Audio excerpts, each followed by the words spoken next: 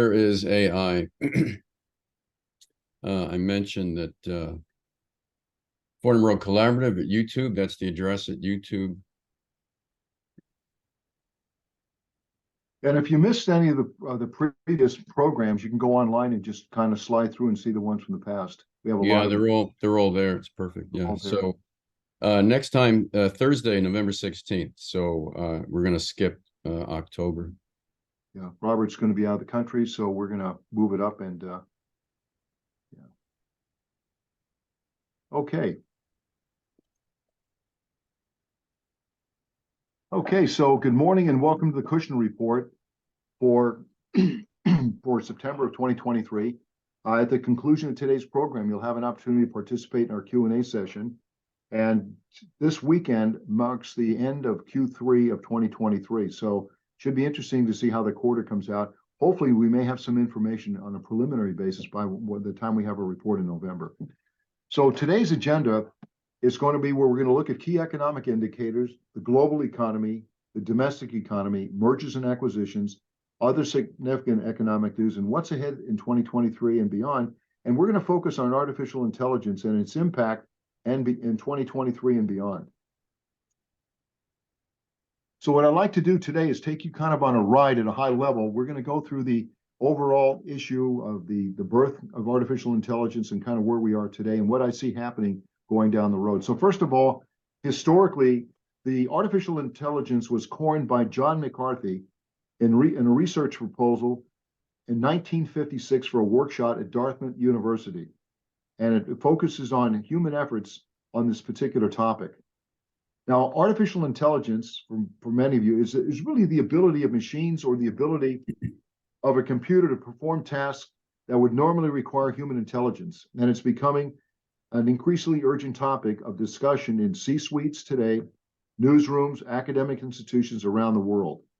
AI is really a multidisciplinary field of computer science that really focuses on creating intelligent agents or systems that can perform tasks and make decisions typically requiring human intelligence. AI encompasses a wide range of techniques, algorithms, and technologies amid of stimulating, replicating, or augmenting human-like cognitive functions and problem-solving abilities. Now, that's a mouthful, and we're going to get into that a little bit further. So what is it, and what are some of the examples? Well, as I said earlier, the theory and development of computer systems that can perform tasks that normally require human intelligence. So, for example, you've got speech recognition, decision-making, visual perception, and for example, these are features of human intelligence that artificial intelligence may possess. And what is the importance of all of this? Well, AI is really important because it enables human capabilities, understanding, reasoning, planning, for example, communication and perception to be undertaken by software increasingly effectively, efficiently, and at a lower cost. And there's really 4 techniques that are involved here. You have machine learning, you've got natural language processing, automation and robotics, and then finally you have machine vision. So there are a number of advantages and disadvantages, but let's take a look at the highest level here. The real advantage is this: it defines more powerful and more useful computers. And on the disadvantage sides, the implementation cost of AI is extremely high. So there are a lot of problems today with artificial intelligence. And questions come up such as, can the solution step be ignored or undone? Is the problem universally predictable? Is a good solution to the problem obvious without comparison and to all possible solutions? So there's a lot of questions yet that have to be resolved. There's more coming as we move forward. When we look at knowledge representation and reasoning in this field of artificial intelligence, it's dedicated to representing information about the world in a form that computer systems can solve complex tasks as diagnosing a medical condition or having a dialogue in a natural language. I want you to think back in the 60s and 70s when a lot of us were out of school, going to college and working. We were doing everything with calculators and beginning calculators and so forth, and adding machines, et cetera. And all of a sudden you had the advent of some technologies such as control data with spreadsheets. And that was kind of the beginning of a lot of these tools that were out there to help increase operating efficiency and reduce a lot of cycle time in companies so they could be able to report financial information on a more timely basis. So there needs to be, what do we need to know about strengths and weaknesses? There's several on both sides of the category here. So gaming, for example, in games such as chess, Ludo, tic-tac, etc., artificial intelligence really plays a key role in such systems that the system should have the ability to create self-thinking power to understand the steps. Reduction in errors, AI systems give us a great facility for error reduction to looking at inaccurate measurements and values, and that'll come over time. And then the facility really provides a great relaxation about research, analysis, and management.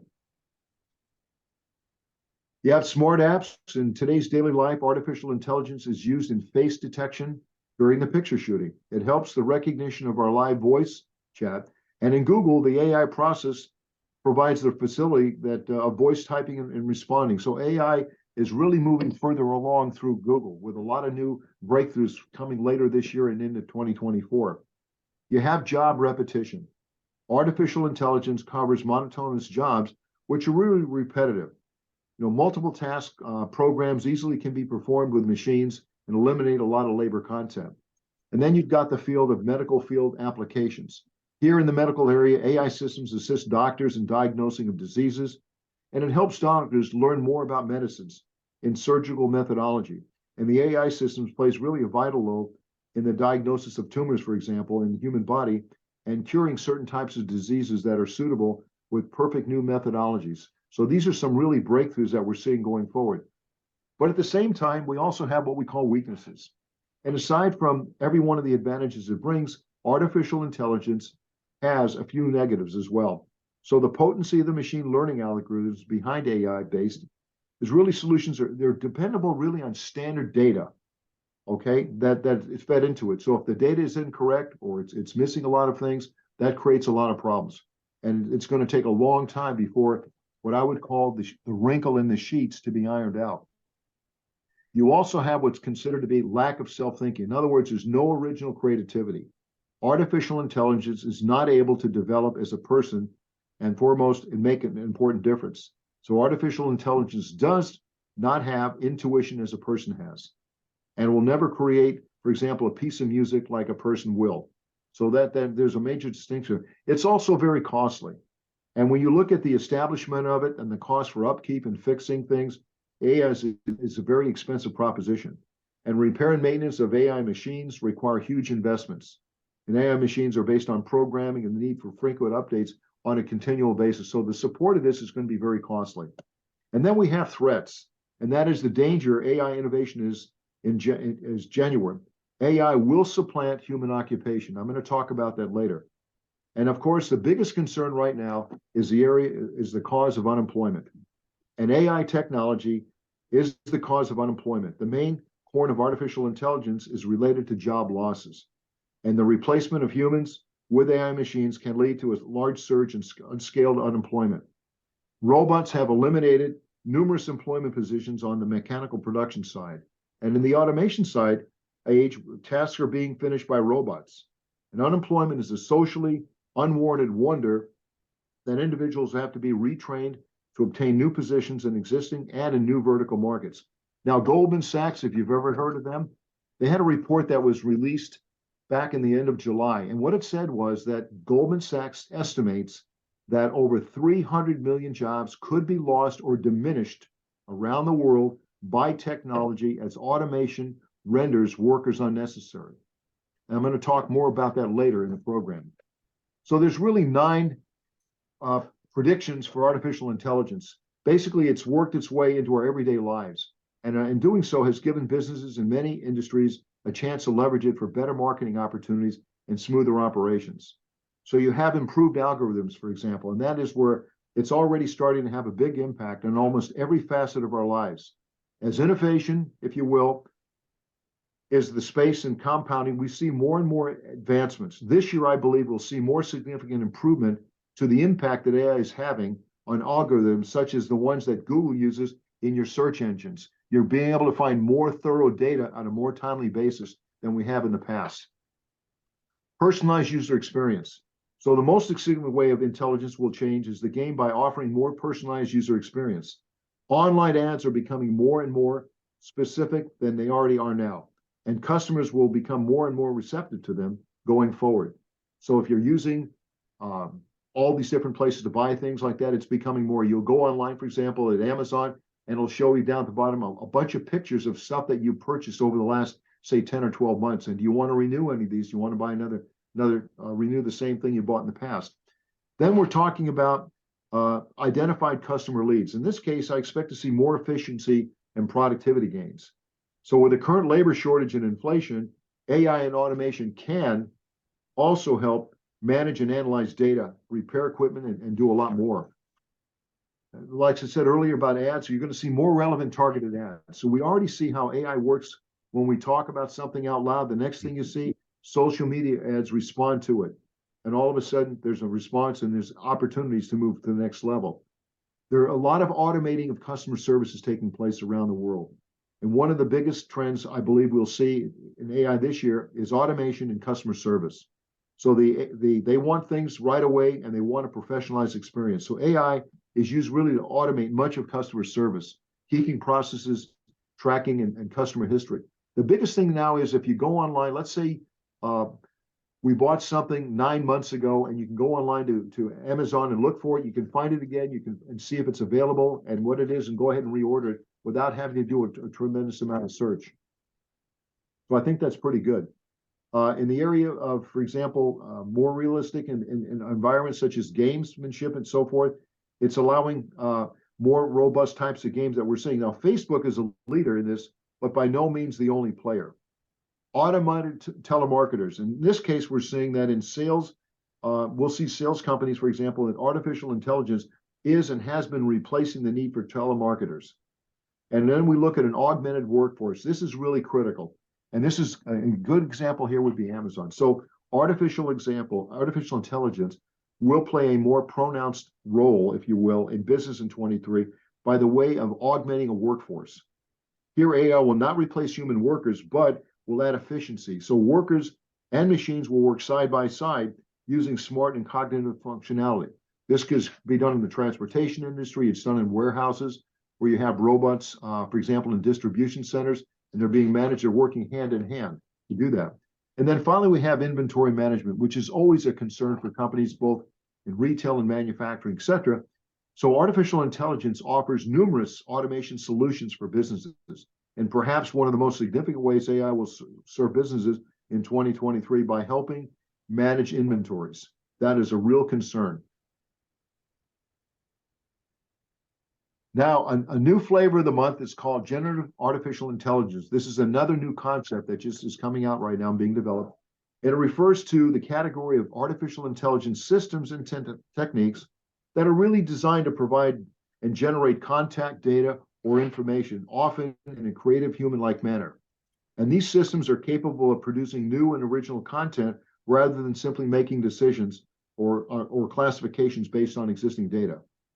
So AI generation, really, it's machine models, particularly deep learning methods, to learn patterns and structures of how data and data sets are moved and how they undergo the knowledge to generate novel outputs. So for example, it has the ability to produce data. Now you're looking at these in a lot of tasks.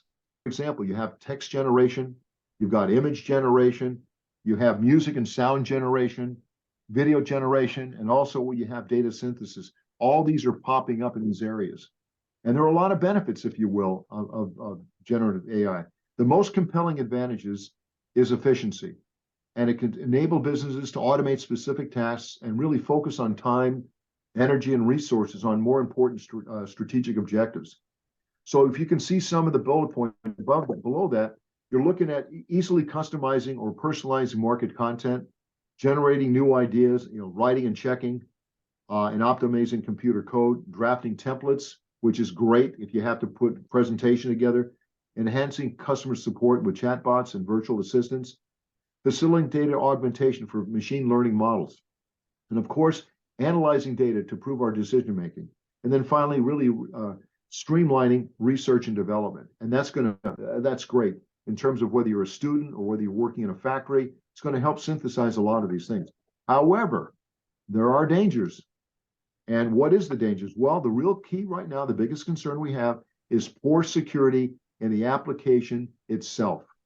So the addition of any new app into a network creates new vulnerabilities that could be exploited to gain access to other areas in your network. And this is one of the fundamental concerns we have in this area. Now, there are 5 key risk areas I want to mention to you today. And this came out of a presentation I participated in with one of the federal agencies. And the first one is called hallucinations. And hallucinations really refer to errors that AI models are prone to make because although they are advanced, they are still not human and rely on training and data to provide answers. And now we have something called deep fakes. What does that mean? Well, what it means is a person's face or body has been altered to look like someone else. Now, we see that in the movies today, but this is becoming a reality. So deep fake uses generative AI to create videos, photos, and voice recognitions that are fake but take an image and likeness of another individual. For example, these fake images, videos, and recordings have been used to attack celebrities and politicians, to create and spread misleading information, and even to create fake accounts to take over and break into existing legitimate accounts. So that's a major concern we have with this whole technology. Then we have data privacy, which is just is a major factor of everything we do in the area of data. And that is, it's a major concern since the data often is stored for model training and people can have access to it. And some of the countries are already pushing back hard to ban ChatGPT, and we'll see more of that taking place, especially in Europe. And then we have cybersecurity, and that is the advanced capabilities of generative AI models, such as coding, can also fall into the wrong hands. And finally, the biggest thing we have right now, and you listen to the strike that's going on with the screenwriters, etc., is copyright. It's becoming a big generative concern about AI models are used in massive amounts of internet data and generating the output. Here, the biggest concern we have now, there's a lot of issues. So, for example, who owns the data? Who owns the content? Who's the author of the content? Is it fair use and derivative? Will it work properly? What about data training and copyright issues? And then you've got plagiarism and contact duplication. So this is a whole litany of things that are going to have to be evaluated and resolved over time. It's a major, major concern, and copyright is a big problem right now. So you're going to see more discussions on that as we go forward. So what I want to talk a little bit now is about the key market trends in 2023. So a new forecast from the International Data Corporation worldwide suggested that this year we're going to see in excess of $154 billion being spent in the area of AI. Now, AI is expected to see annual growth. If you're ready for this, in terms of industries, folks, you're talking about an average of 37% by year from 2023 to 2030. So that's going to create another extension of a new industry in technology. And basically, AI is really expected to see massive growth taking place so quickly that it's almost completely quicker than anything we've seen in a long time. Now, there are technologies already in place with AI and big data warehouses, including machine learning. So among them would be human speech processing, deep learning, and of course, programs for automated decision making. And there's numerous advantages that are taking place, especially if you look at operations and also in the retail industry, which is really going through some really tough times now. You're looking at cost savings, high productivity, quick decision making to solve business problems, rapid development of goods, and then finally the growth of innovation. So artificial intelligence could remove all human touch points in the supply chain. As you know, we've had 3 years when we've had to deal with the pandemic, and the supply chain issue has been a nightmare. Well, the creative deal here is to enable forecast demand and predict, for example, truck needs, maintenance and work and everything else in that area. And the whole trucking industry is really going through a major change as we speak. It's also likely to see a lot of changes in the supply chain by eliminating a lot of labor content. So where do we go from here? Well, artificial intelligence is a disruptive technology that will change how we conduct business and educate students in the future, which has created a great deal of alarm. The technology is changing every part of American life. There will be job losses and there'll be traditional settings going forward in the future. And so life as it is today will continue to change at a very rapid pace. There's also concerns about new disruptive technologies on the horizon. One of the things I would like to give you here is a quick little summary, and that is retraining and reskilling employees in the world ahead. So moving forward, I believe both employers and employees will be required to face new challenges ahead in managing an upscaled workforce. New technologies, techniques, and processes will change the dynamic environment ahead. And as many industries downsize or disappear, we will see the advent of new industries and job opportunities ahead for those that accept change with the introduction of artificial intelligence and its impact. The challenge for organization will be to invest in management and employee development and essentially retrain or reskill their workforce or face the consequences from their competition in the marketplace. Now, the adoption of AI will be a forcing function ahead. So training and development will be the responsibility of management through aggressive initiatives, and businesses will have to evaluate each step of the way ahead. So you must remember that over the last several years, there have been many disruptive changes in our lives, okay? And the forces in terms of redefining the playing field that has occurred, but is not limited to such things as the smartphone, iPads, the cloud, cybersecurity, privacy. How about electric vehicles, robots, texting, and so on? And so we're seeing dramatic changes taking place all along these lines. And a lot of things that we saw in years past have disappeared. There's no more need for certain kinds of things. And I'll talk a little bit about that, about the news industry and newspapers. So that takes us through this part of the program. I wanted to spend more time on it because a lot of people are confused as what is it and how do we measure it and what's going to happen. So moving forward here, I want to take a look at the key economic indicators. We're going to look at the gross domestic product, inflation, unemployment at the federal level, the California level, and the price per barrel of oil. So the forecast for the year-end GDP for 2023 on a global basis still remains around 2.6% and then dropping down to 2.4 next year. And they're basically looking at a softening in the world economy. And then we're looking at the United States, and in the US, for example, we're looking at 2.2 for this year, then dropping down to 0.5 of a point. And the difference there is that the concern about the slowing down of the economy. I'm not going to say recession, we'll just say the slowing down at this point. Now, the inflation rate is projected to go out this year around 3.6%, and then hopefully dropping down by the latter part of next year to 2.4%, based on more direction from the federal government as well as supply chain and everything else. And then we look at unemployment going out this year around 3.6% and inching up to 4.2% next year. Then you look at California this year, we're going to go out around 4.5%, and that's going to go up to about 4.7%. The one thing I changed is the band here on the $80 to $110 range of oil. So I'll talk about that later, but I looked this morning to cheat, and oil this morning was up. At one time early this morning, it was at $95 a barrel, and I think that's dropped down to about 93. I'll have a number for you later in the program. On an international basis, as I mentioned earlier, global GDP is still strong right now at 2.6 and going down to about 2.3 next year. Then the Bank of Canada announced that they raised rates again by 25 basis points. It's now at 5%, clearly close to ours, and that's going to continue until they get inflation under control. China's economic free fall continues, and the data reveals that it's yet to hit the bottom of where they think it'll be within the next several months. More of this is impacting their services side of the economy.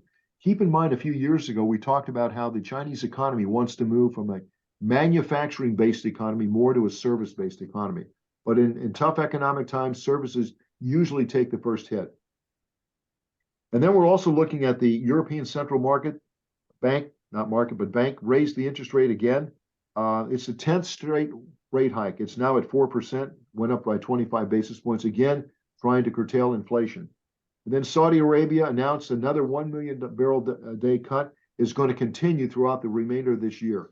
And they'll decide what they're going to do in January of 2025, if they'll increase production, keep it the way it is, or drop it down again.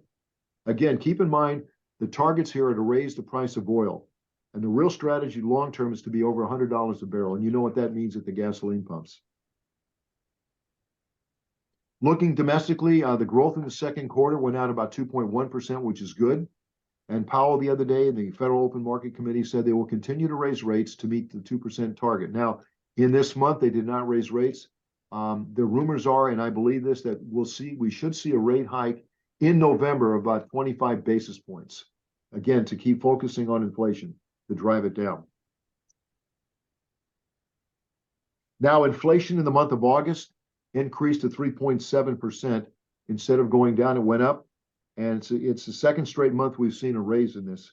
Specifically, if you look at goods, including gasoline, groceries, and rent, it was up about 0.6 of a point.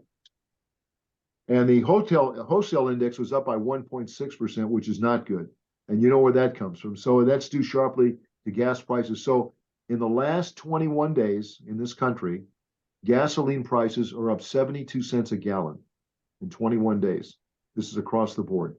So in California, we're really feeling it. And there's some areas in California where it's over $7 a gallon now for premium. So if we look at the trade exports, the good news is it was up again. It was up 252 billion this month. That's up about 4 billion, and that's key for us to export as much as we can. Unfortunately, on the other side, the trade deficit increased to 92 billion, and that's higher than we saw in the month of July, and that's a real concern. A few years ago, we went out over $1 trillion in deficit, which really hurts our economy. In the area of retail sales had a good month. It was up about 0.6 of a point, stronger than anticipated. However, keep this in mind, gasoline prices rose 10.1% in August, and that's part of retail sales. So there you go for the increase in that, more than school supplies and everything else, gasoline prices. So that's what we saw. Now let's take a look at the employment picture. So the rate went up to 3.8%. We had 187,000 jobs, still a strong market for job creation. The real key here is the health and education was up by 102. And of course, leisure and hospitality is up by 40. If you look at the information services number, which is primarily technology jobs, that was a loss of 15,000 jobs. And transportation and warehousing were down 34,000. The others were relatively about the same. Now, California had a modest 23,000 plus jobs, and the unemployment remained at 4.6% in August. Of only notoriety here, we saw health and education was up by 11. Information services were down by 9,000, and that's primarily in the Silicon Valley area, but those are IT positions. And then we saw professional and technical down about 3,800. Now, as of today, there's still 9.5 million job openings in the marketplace, and no one really knows how many of those jobs are still available or put on hold until we see some other things happening. So it's still up in the air right now.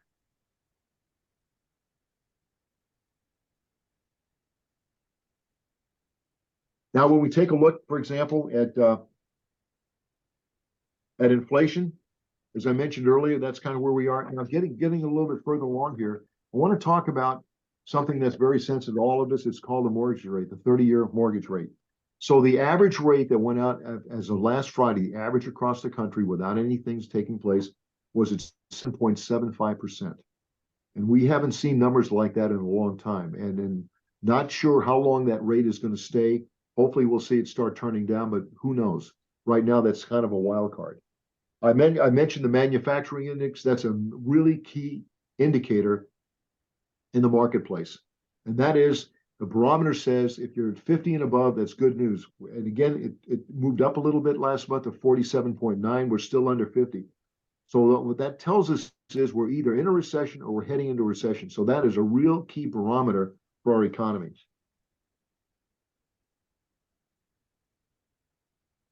Now, looking at factory orders, they decreased by 2.1% last month from where we had $580 billion. It's down about 2.1%, which is not good. And that's the fourth consecutive month we've seen decreases. In the area of small business confidence level, again, the target here is to be at 100. We see here it dropped again to 91.3 from August when we were in July at 91.9. And the concern is that small business owners are saying the fact that they've reported that inflation was the single most important business problem they're facing. And to them, it's been up by over 2% in the last couple of months. So that's having a major effect on business level confidence. Consumer confidence is still above 100. It closed out about 106 the end of last week.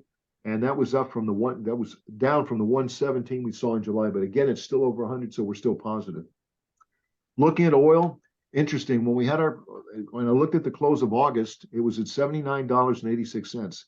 Earlier this morning, while everyone was sleeping, it was well over $95 a barrel. And right now, before the program started, it was at $93.49. So that's almost $15 since in the last month, the price per barrel of oil. Now let's take a look at the housing market. And I know Lana's on here from San Diego. She's a great real estate person. So Lana, here's some information for you. So basically the housing starts dropped by 11.3%. That's the biggest drop we've seen in 7 or 8 years at one particular time. And the surprising pullback is interesting because we've seen some strong gains in both single and family and multi-unit permits are growing, whereas the starts have dropped significantly. Now, in the new home sales marketplace, it dropped by 1.4%.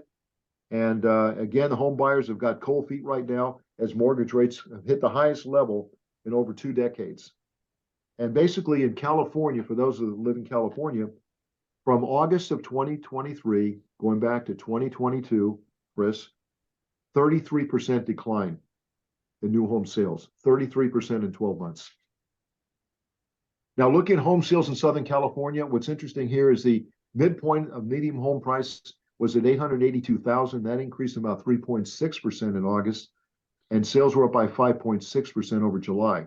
And they were up about 8.4% from July of 2022. Excuse me, of August of 2022. Orange County is still very strong, well over 1.3 million home price, and that increased by 0.8 of a point. And sales were up by 13% from July and 8.4% from August of 2022. San Diego had a major record. The median home price sold at $1 million. It's the first time it's ever hit $1 million in the history of San Diego. And we saw an increase in sales by 3.2%, and the prices went up by 2.7%. However, sales from August of this year to last year were down by 16%. Existing home sales basically retreated by 0.7 of a point. This is the 7th month in a row we've seen a decline. So sales in the last 12 months for existing home sales are down 15.3%. And again, you contribute that to a lot of the first-time home buyers being out of the market and interest rates, mortgage rates, etc. So looking at construction costs, we saw a meager increase of 0.5 of a point. So spending is still taking place in the construction side, both in terms of residential and also in terms of the commercial side. A lot of building is going on. In the area of productivity, we expect the third quarter information to come out sometime middle part or latter part of November for the third quarter. Now, we haven't talked much about company displacement since our last program, so I'm going to give you some significance. I try to keep this at companies that are over 1,000. So KPMG, which is one of the big 4 accounting firms, had 1,950 job losses. Credit Suisse worldwide, 45,000. Ford had 1,000. Yellow Trucking, which I'll talk about later in the program, filed bankruptcy. They were in business for 99 years. They closed and they laid off 30,000 truckers. And then we see CVS has laid off 5,000. Tyson's Foods is closing 3 more plants. That's 2,900. And then T-Mobile, for those that you use that, there's 5,000 losses there. And Farmers Insurance, 2,400. Now, Collins Aerospace is a prominent firm. They are seeing a slowdown in contract awards, etc. They dropped about 800. Now, turning to mergers and acquisitions, a lot of activity taking place in different vertical markets. You're familiar with Robinhood. They're buying a credit card startup X for $95 million. That's a credit card company that does not charge an annual fee. Then you have Prologis warehouse portfolio is being bought by Blackstone for $3.1 billion. And primarily an all-cash deal. The Los Angeles Times, which I read for a long, long time, has sold the San Diego Union Tribune to a group out of Wall Street, and it'll now be part of the Denver newspaper group going forward. And that deal was, the terms of the deal were not announced. And then we have Madison Capital is buying Seagate Fremont campus for $260 million. And we have a lot of folks on the call from Silicon Valley. You know that in that their industry, that company has been going through some really hard times for a long time in disks and so forth. So company's been having a real hard time and continues to downsize. Then we have Monster Beverage is acquiring bankrupt Bang Energy for $362 million. And again, we're looking at more consolidation taking place in this kind of the drinks marketplace. Then Redwood is acquiring Rockfine Supply Chain Solutions for an undisclosed amount of money, and they basically want to expand their place in the marketplace. Then, as we talked earlier, for the benefit of in the banking industry, we talked about this a few months ago. PacWest is combining with Bank of California. You're seeing more smaller banks around the country consolidating. And in some cases, you're going to see the larger banks. It could be Wells or Bank of America, Citibank will continue to buy other banks. So you're going to see more consolidation taking place in the banking industry going forward. Now we have New Relic, was sold to private equity for $6.5 billion. The company is located in San Francisco, and basically they're involved with the software group that's involved in Portland, Oregon. So that's a major deal. Then we see Campbell Soup, active again. They're acquiring Sovos brands for $2.7 billion. Sovos is a manufacturer of sauces, yogurts, and frozen prepared foods.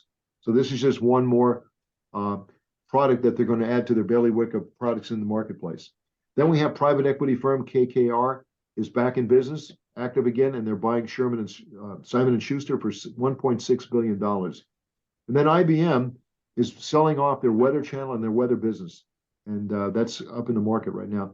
We've talked about Subway has struggled for quite a while. They finally sold themselves to Rourke Capital for $9.6 billion.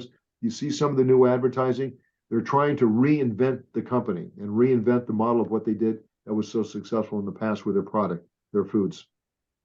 Kroger and Albertsons is selling 413 stores to C&S for $1.9 billion. Now, for those of you that might know, Kroger is in the process of acquiring Albertsons, which owns Vaughn's and Albertsons. And that's a huge deal, which means there's going to be one less market in the area for competition. So that's a concern. Again, the deal is not finalized, but if it does, it should be finalized in January. And the food market, again, we see Smucker's is buying one of your favorite all-time companies called Twinkies maker Hostess for $5.6 billion.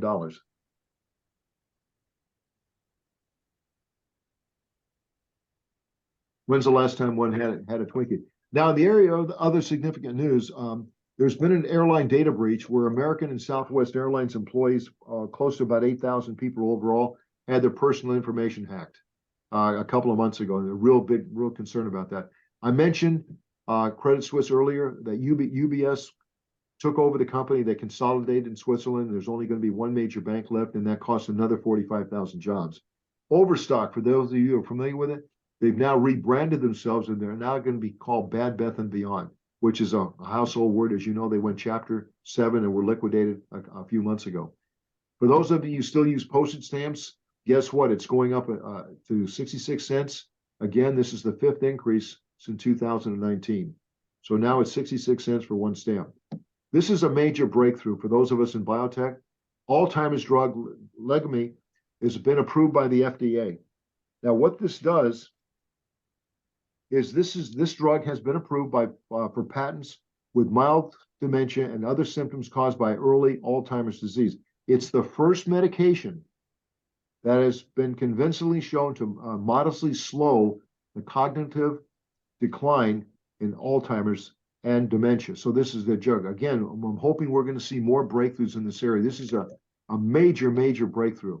And there's not a lot of data out to talk about those that are taking the drug and what the impact has been. But this is the first major step, which is great news. For those of you involved in Florida, Farmers is pulling out of the state of Florida, and they've notified 100,000 owners that they'll have to get a new insurance carrier. And then San Diego, if you can believe this, has topped San Francisco in average home rents. So you've got very interesting situations here. So San Jose, if you can believe this, is now the nation's leader in rental.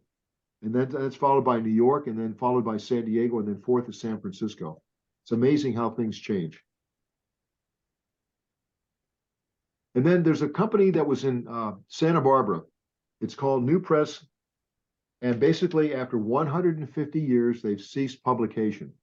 Company that's gone now, and at one time it was bought. It was a Pulitzer-winning paper published a last online product back in August. It's kind of sad. So this is a 150-year-old company gone. And if you look online where they're located, you can see the building there. It's kind of interesting. It looks like the old LA Times. Then the top venture capitalists, which has taken a rare step, and this is what's going on now. So for those of you familiar with Sequoia, they announced, along with many of the other ones, sweeping changes. There's been a significant amount of people laid off. in the venture capital firms across the country. And a lot of this has to do with the fact that investment in firms has gone down. And matter of fact, venture firms right now, in terms of raising funds, this goes back to the lowest level in raising funds for VC firms to 2017. So a lot of these firms have gotten rid of a lot of people and to stay afloat for the time being. Then I mentioned earlier about Yellow Corporation Transportation shutting down. It's amazing. It was a 99-year-old company. They shut down, they closed, and they eliminated 30,000 jobs. And then finally, we have FedEx. And what they're going to do, they're going to raise ground shipping rates to 5.9% beginning in January. So that kind of gives you a quick summarization of where we are and what's taking place in the market. I know we covered a lot of stuff, but we weren't together for 2 months because all of you wanted to take vacation. So let's open it up for questions and answers.